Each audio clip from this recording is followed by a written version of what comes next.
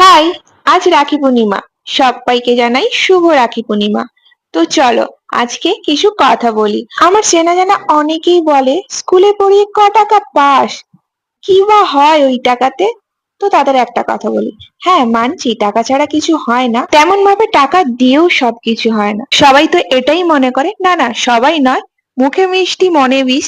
তারা এটাই মনে করে আমি কোথাও চাকরি বাকরি পাচ্ছি না, তার জন্যই এখানে পড়ে আছি। বাট তাদের জন্য আমি একটা কথা বলে দিই, আমি কিন্তু চাকরি বাকরি পেয়েও ছিলাম, আর ভালো জায়গায় চাকরি করতামও। বাট ওই যে বললাম, আমি টাকা পয়সার সাথে সাথে আমি আমার ভালো লাগা আর ভালোবাসা জিনিসটাকে যথেষ্ট গুরুত্ব দিই। তাই আমি সেই জায়গাতে চাকরিটা কন্টিনিউ করিনি। তো তার মানে এটা নয় যে ভবিষ্যতে আমি অন্য কোথাও চাকরি করব না। তো এখন মনে হচ্ছে আমি এখানে পড়াচ্ছি, বেশ ভালোই আছি। যখন মনে হবে হ্যাঁ এবার একটু অন্য কোথাও যাওয়ার দরকার, তখন আমি নিশ্চয়ই চেষ্টা করব। ভাগ্যে যদি থাকে তো নিশ্চয়ই আমার চেষ্টায় আমি সফল হব। তা বলে এই নয় যে সবটা ভাগ্যের ওপর ছেড়ে দিয়ে বসে থাকি, একদমই নয়।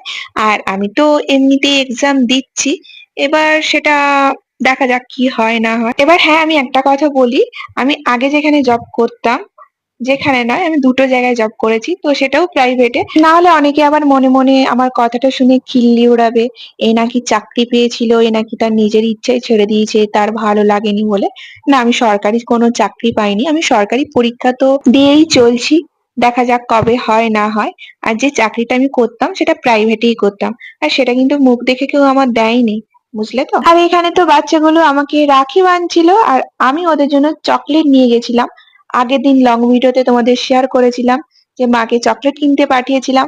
মা ভালো চকলেট পায়নি, দোকান বন্ধ হয়ে গেছিল, তাই এই ছোট্ট চকলেট গুলো নিয়ে এসেছিল, যেটা দেখে আমার বাবা খুব ছাড় দিয়েছিল। বাবা আমাকে বারবার বলে দিয়েছিল সকালবেলা যাওয়ার সময় যেন আমি মিষ্টি নিয়ে যাই। বাট আমি আর মা তো বাবাকে বারবার একটাই কথা বলছিলাম যে অত সকাল সকাল দোকান খুলবে না, বৃষ্টির দিন অত সকাল সকাল দোকান খুলবে না। বাবা বললো কেন, তুই একটু দেরি করে স্কুল থেকে বেরিয়ে এসে কিনে নিয়ে তারপর যাবি, মিষ্টি কিন্তু কিনে নিয়ে যাবি, বারবার বলে দিয়েছিল। আর আমি তো সেই সময়টাই পাইনি, এতটাই ব্যস্ত ছিলাম সবকিছু নিয়ে। তো এই রাখি পরালে ওরা যখন রাখি